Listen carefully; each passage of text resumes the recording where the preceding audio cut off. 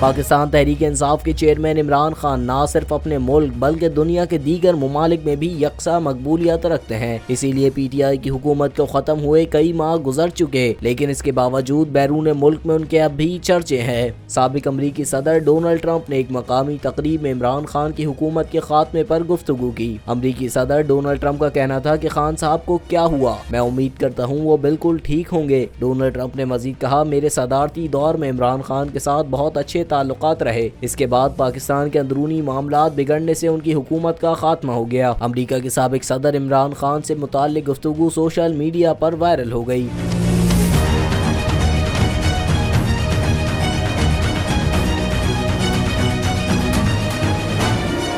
मैं हूं सैयद मुजम्मिल शाह और अब आप मुझे देख सकते हैं सिर्फ बोल न्यूज पर।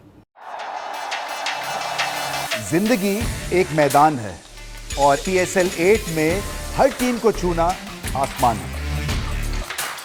6 टीमों के बीच धुआंधार लड़ाई। ये शोर ना लड़ाई का है ना डर का, ये शोर है जीत का, ये शोर है जुनून का। खेल का जुनून रोजाना रात 11 बजे सिर्फ बोल न्यूज पर।